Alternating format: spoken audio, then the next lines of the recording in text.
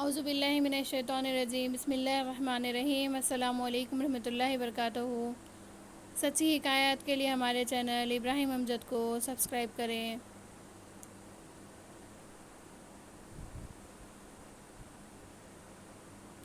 حضرت حسن بصری علیہ رحمہ ابتدا میں موتیوں اور جواہرات کے سوداگر تھے۔ قسم قسم کے موتی اور جواہرات کی آپ تجارت کرتے اور بڑے بڑے بادشاہوں کے پاس جواہرات تحفے میں لے جا کر پیش کرتے تھے۔ ایک دفعہ کچھ جواہرات ہرقل بادشاہ روم کے پاس لے کر گئے۔ پہلے وزیر سے ملے اور اپنے آنے کا اور بادشاہ کی خدمت میں تحفہ لانے کا حال بیان کیا۔ وزیر نے کہا، کل تو بادشاہ کو ایک نہایت ضروری کام ہے، اصلاً فرصت نہ ہوگی اور کام دیکھنے کے قابل ہے۔ حضرت حسن نے کہا، میں ضرور دیکھوں گا۔ وزیر نے حضرت حسن کو لے جا کر ایک جگہ میدان میں ٹھہرایا۔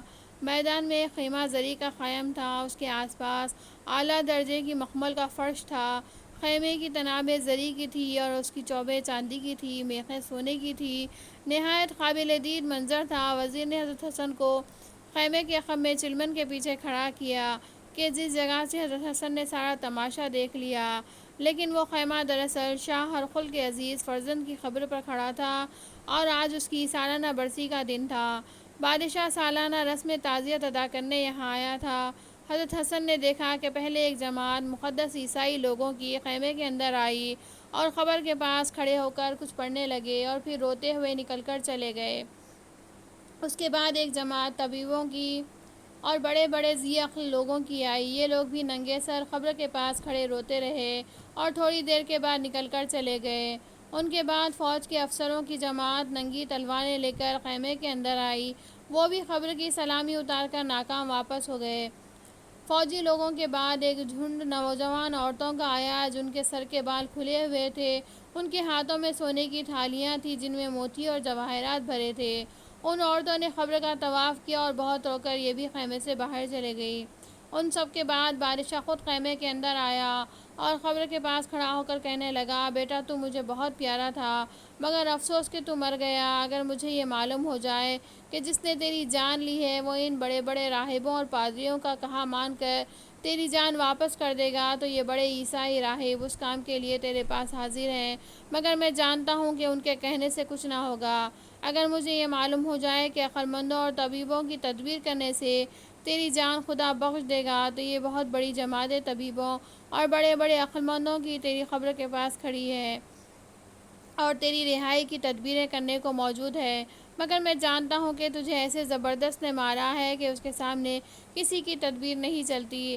اے فرزند، اگر مجھے یہ معلوم ہو جائے کہ جس نے تیری جان لی ہے، جس نے تیری جان نکالی ہے وہ کسی بڑے فوج سے ڈر کر تجھے چھوڑ دے گا تو یہ کثیر فوج اور فوج کے افسر تجھے قید سے چھڑانے کو تیری قبر کے پاس موجود ہیں، لیکن جس نے تجھے قید کیا ہے وہ ایسا زبردست خدا ہے کہ کوئی فوج اس کے سامنے کوئی ہستی نہیں رکھتی۔ اے فرزند، اگر یہ مجھے معلوم ہو جائے کہ جس نے تجھے مارا ہے وہ حسین اور خوبصورت عورتوں کا طالب ہے اور حسین عورتیں لے کر تجھے چھوڑ دے گا تو یہ خوبصورت عورتوں کی جماعت حاضر ہے، مگر میں جانتا ہوں کہ نہ وہ حسین عورتوں کا طالب ہے، نہ مال و جواہر کا خواستگار ہے، اور اب وہ تجھے کسی طرح نہ چھوڑے گا، اس لیے اب میں تجھ سے پھر 1 سال کے لیے رخصت ہوتا ہوں۔ یہ کہہ کر بادشاہ خیمے سے باہر نکل آیا اور سب لوگ قبر کے پاس سے رخصت ہوئے۔